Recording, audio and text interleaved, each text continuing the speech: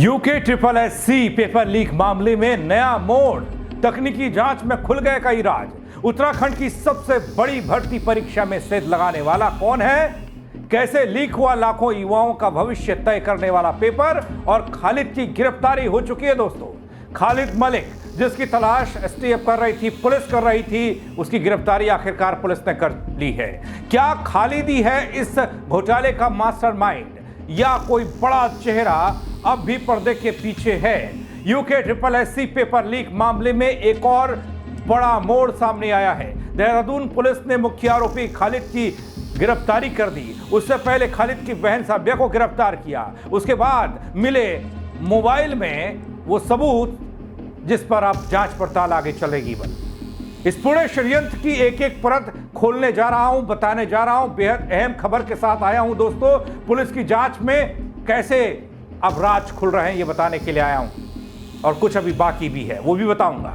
नमस्कार, पहला आग में पंकज रौतेला, आप देख रहे हैं उत्तराखंड न्यूज। दोस्तों, उत्तराखंड अधीनस्थ सेवा चयन आयोग के ये पेपर लीक मामले में किरकिरी के बाद अब जांच पड़ताल, पुलिस की धरपकड़ तेज हो रही है। पेपर लीक मामले में बड़ी सफलता पुलिस के हाथ लग चुकी है।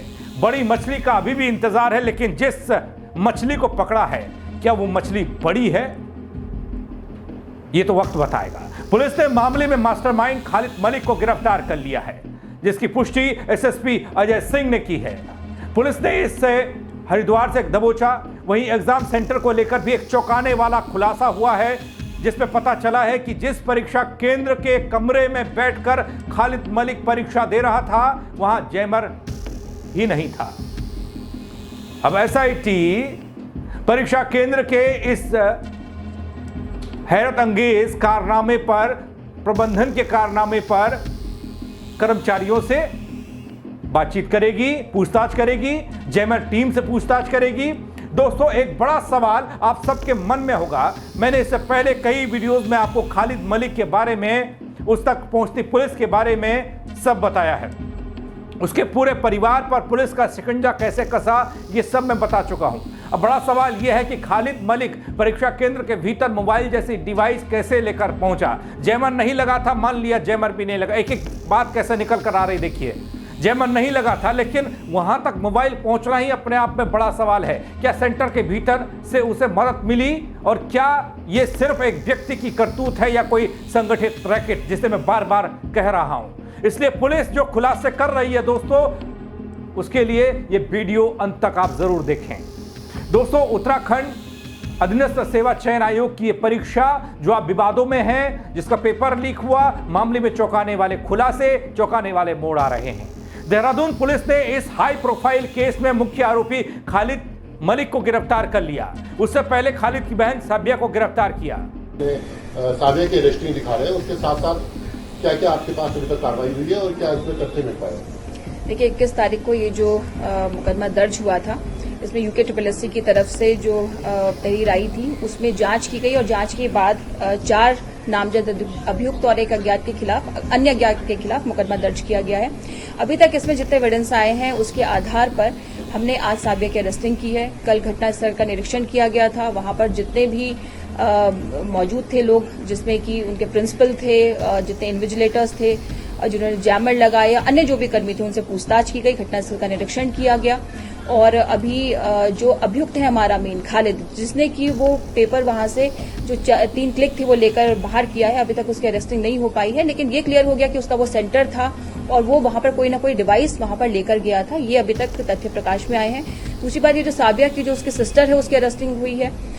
उसमें जो सुमन, जिसके पास की खालिद ने पेपर भिजवाए थे और जिसने आंसर शीट आगे की है और जिसने स्क्रीनशॉट भी आगे भेजा था, तो उससे जो पूछताछ हुई, उसके फोन से जो हमने चीजें ली हैं, उससे यही पता चला कि साबिया की उससे बात हुई थी। खालिद का फोन अपनी बहन साबिया के पास था और साबिया को पता था कि मेरा भाई एग्जाम देने के लिए गया है। इस समय पे वो एग्जामिनेशन सेंटर पर बैठा हुआ है और उसने वो पेपर जो 3 उसके पास आए, वो उसने सुमन को भेजा, उसका आंसर उसने आगे भेजा है। ये अभी तक पता चला है। तो उसका पूरी तरह से संदिग्ध रोल है, इसलिए उसकी अरेस्टिंग की गई। अभी तक इस पूरे देखिए, मुख्य तौर पर तो अभी ये चीजें हैं कि जो सेंटर है वहां पर वो डिवाइस कैसे पहुंची और वो डिवाइस क्या थी। अभी तक हमारा जो मेन प्रश्न है वो ये है। और खालिद ने किस तरह से वो डिवाइस को अंदर लेके गया, उसमें किसी की हेल्प ली उसने, वो जिसकी हेल्प ली है वो अंदर से ही है या फिर किसी और से उसकी सांठगांठ है, तो इन तथ्यों पे जांच की जा रही है। वहाँ पे जो एग्जाम रूम है वहाँ पे आपने स्टाफ से भी बात करी है, वहाँ की जो आउटर स्टाफ था उससे भी बात करी गई हो, तो उसमें क्या क्या चीजें निकल कर आएगी? देखिए, उसमें ये पता चला कि ये जो खालिद है जब ये अपने एग्जामिनेशन सेंटर में पहुंचा था तो जिस समय पर 11:30 बजे के आसपास जब आधा घंटा हुआ तो ये वॉशरूम जाने के बहाने वहां से बाहर निकला था।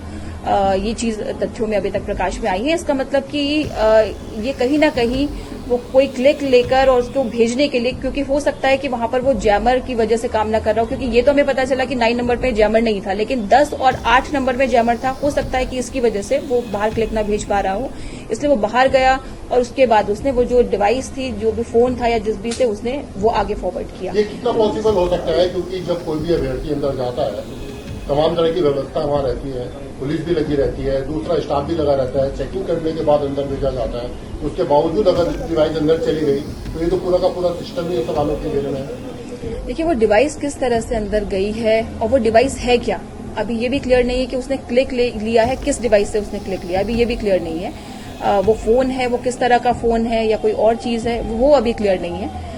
जब तक कि वो खालिद पकड़ में नहीं आ जाता, फिलहाल ये है कि कोई ना कोई डिवाइस अंदर थी, वो पहले से ट्रेस की गई थी या फिर किसी के माध्यम से उस समय पे पहुंचाई गई थी। अभी इस पे विवेचना की जा रही है। जिस तरह से आपने कहा कि बीच में और लोग वो 3 पेज भेजे होंगे।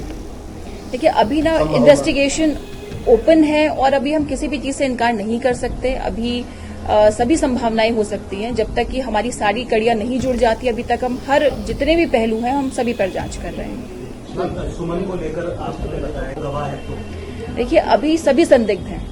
जब तक कि किसी का रोल बिल्कुल क्लियर नहीं हो जाता, अभी सभी संदिग्ध हैं। अभी तक वो हमारे यहाँ गवाह के तौर पर है। अगर आगे कुछ ऐसे एविडेंसेस आते हैं, ऐसे कुछ साक्ष्य में प्राप्त होते हैं, ऐसे बयान प्राप्त होते हैं जिनमें कि उसकी भूमिका संदिग्ध आती है, उसके अनुसार कार्रवाई की जाएगी। दगड़ियों, साबिया के पास से बरामद मोबाइल में वो सबूत मिले हैं जिनसे पुष्टि होती है कि परीक्षा का प्रश्न पत्र खालिद मलिक ने परीक्षा केंद्र से किसी इलेक्ट्रॉनिक डिवाइस के जरिए भेजा। वो सीधा साबिया के मोबाइल पर रिसीव हुआ। पुलिस अब इस आधार पर कड़ी दर कड़ी जोड़ रही है और इसी आधार पर पुलिस पहुंची खालिद मलिक तक दबोच लिया गया है। कार्रवाई आगे बढ़ रही है। दोस्तों, आपको बताता हूं कैसे सामने आया साबिया का नाम। खालिद मलिक पेपर देने बैठा था, लेकिन साबिया मलिक नहीं। दोस्तों, पुलिस को खालिद मलिक के कॉल रिकॉर्ड और डिजिटल गतिविधियों की निगरानी के दौरान एक मोबाइल नंबर संदिग्ध लगा, जो उसकी बहन साबिया का था। मोबाइल को जब्त कर जांच पड़ताल की गई तो उसमें परीक्षा पत्र की व्हाट्सएप पर प्राप्त फोटो, फॉरवर्डिंग रिकॉर्ड और संबंधित टाइम स्टैम्प मिले, जो घटना के दिन और समय में मेल खाते हैं, पुलिस कह रही है।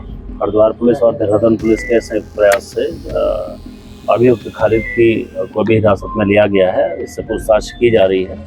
जो भी आगे इसमें साक्ष्य आएंगे, जिस भी तरीके से विवेचना में जो आवश्यक साक्ष्यों की हमें आवश्यकता होगी, उसी के अनुरूप आगे की विवेचना चलेगी।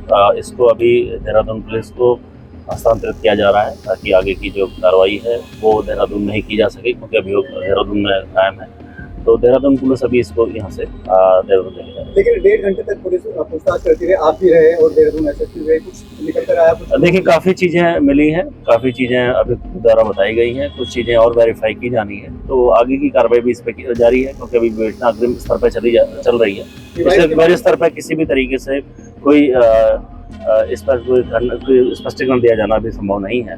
जैसे जैसे विवेचना आगे बढ़ेगी, एसएसपी देहरादून द्वारा इस पर आपको विस्तृत रूप से बताया भी जाएगा। कितने लोग इन्वॉल्व हैं सर?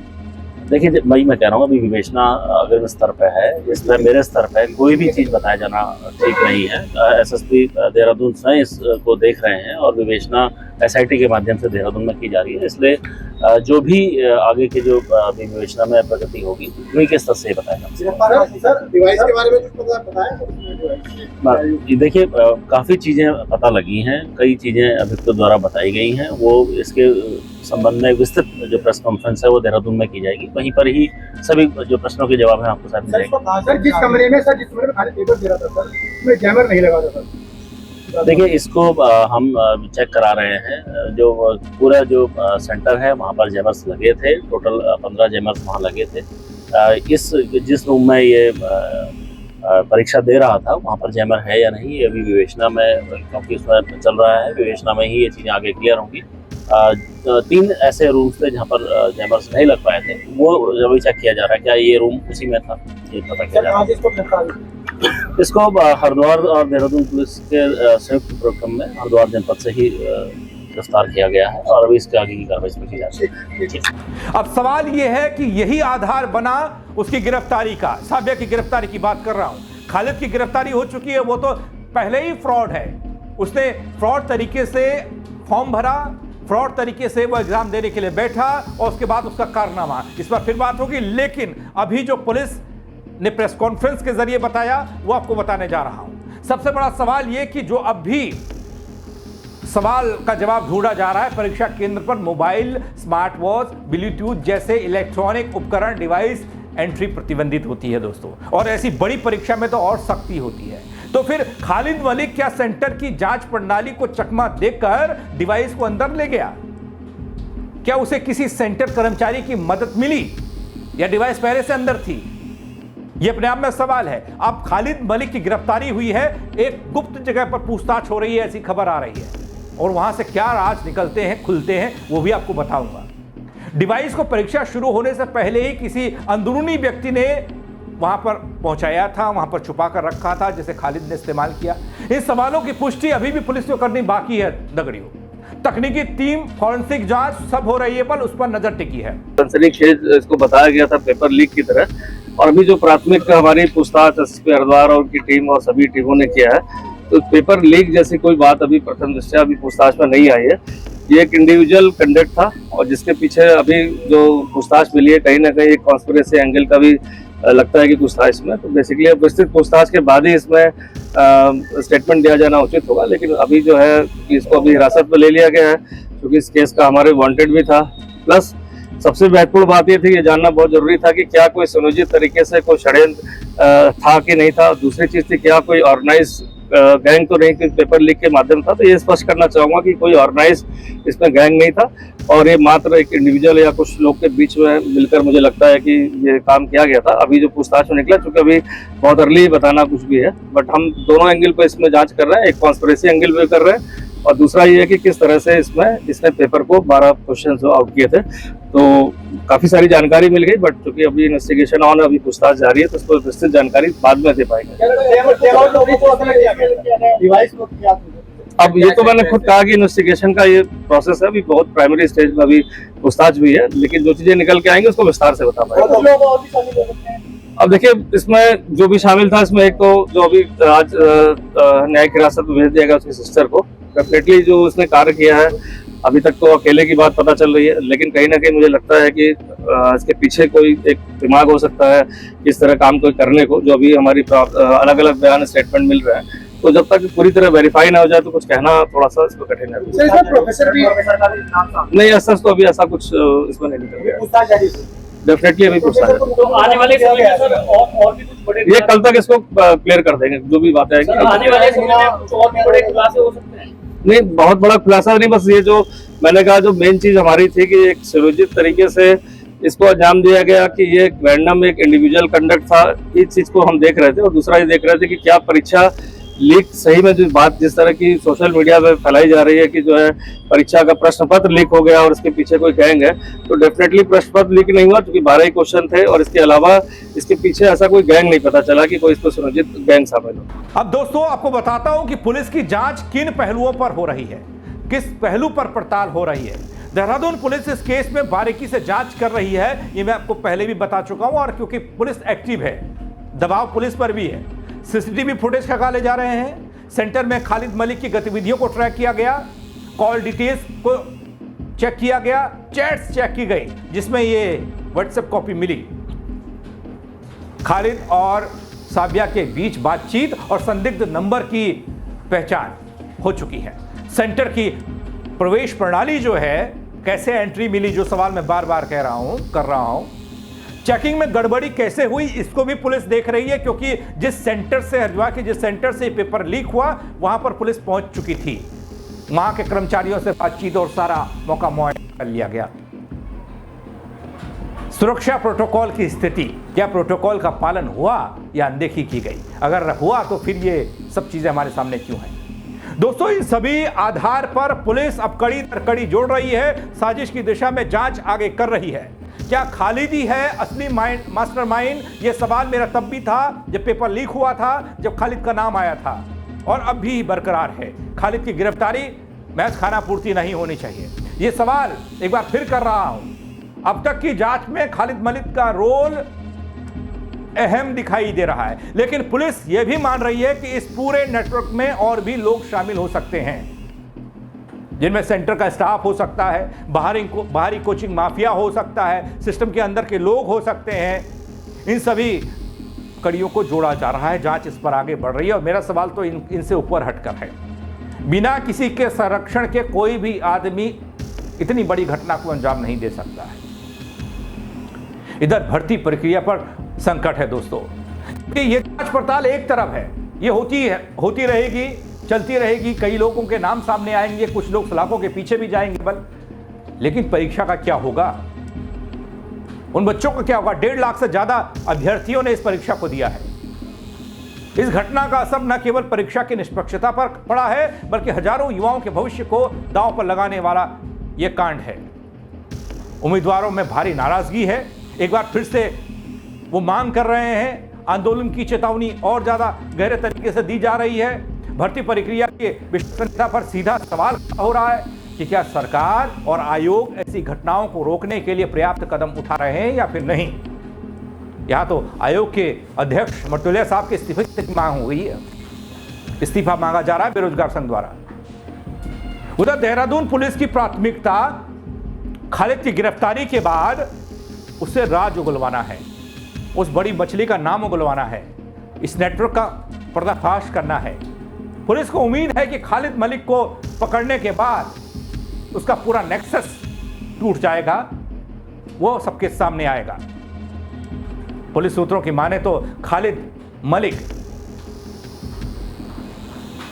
के पास बहुत सारी जानकारियां हैं, इसलिए स्पेशल टीम को तैनात किया गया इसे पकड़ने के लिए, और पकड़ने में कामयाबी मिली। संभावित ठिकानों पर छापेमारी की गई, उसके बाद ये नकल का माफिया आप कह सकते हैं सामने आया, जिसने परीक्षा केंद्र से पेपर के 3 पन्ने व्हाट्सएप के जरिए अपनी बहन को भिजवाए और वहां से वो आगे बढ़े। दोस्तों, और ज्यादा बड़े खुलासे इसमें हो सकते हैं, लेकिन जो मोड़ आ रहे हैं, जो फौरी तौर पर खुलासे हो रहे हैं, उनको मैं आप तक पहुंचा रहा हूं। आगे क्या होगा वो भी पहुंचाऊंगा, लेकिन इस खबर को लेकर, खालिद मलिक की गिरफ्तारी को लेकर, इस नेक्सस को लेकर, और जो मैंने सवाल उठाए हैं पूरे परीक्षा प्रणाली पर, उसको लेकर आप क्या कहेंगे? कमेंट करिएगा, खबर को लाइक करिएगा, शेयर करिएगा, लोगों तक पहुंचाइएगा, ताकि वो लोग भी जान पाएं और वो लोग भी बता पाएं कि इन सवालों का जवाब कहां से मिलेगा और कौन देगा। मेरे साथ जुड़ने के लिए आप सबका बहुत शुक्रिया दोस्तों। जय उत्तराखंड।